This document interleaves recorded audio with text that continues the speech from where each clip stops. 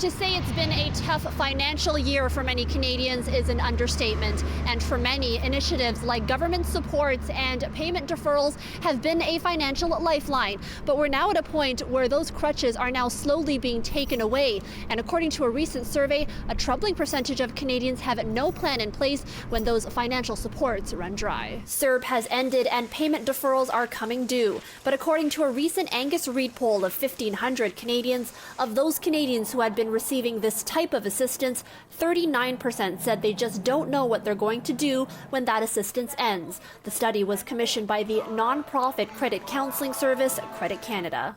A lot of them sort of said, we're taking the approach that I'm okay right now and I'll cross that bridge when I get there. So we really wanted to try to wake Canadians up to say, you need to get a plan now. Co-CEO Keith Emery says many Canadians receiving assistance might feel anxious tackling the problem head on, but he says the way out is not as scary as it might seem. You're going to feel better once you've sat down and you've put it down on paper, and now you really understand what the challenge is before you.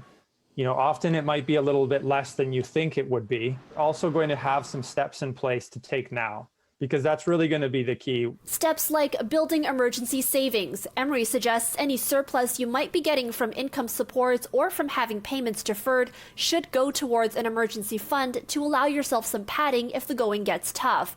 And then there's the mounting debts. He says you should be working towards paying them down instead of carrying it as is. If you find you don't have a budget surplus, or you do have one but it's not enough to cover your debt payments or your other obligations, then you need to either look at reducing your expenses or reducing your debt load.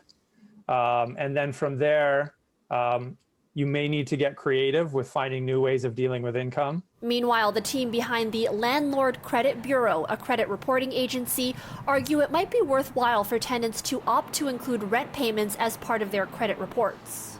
Even if they are facing financial difficulty and aren't able to pay their full rent in the month, as long as they speak to their landlord and work out a reasonable payment plan, even if that payment plan is paying only a portion of the otherwise due rent, then that can be reflected with Landlord Credit Bureau and still have only a positive impact on their credit report.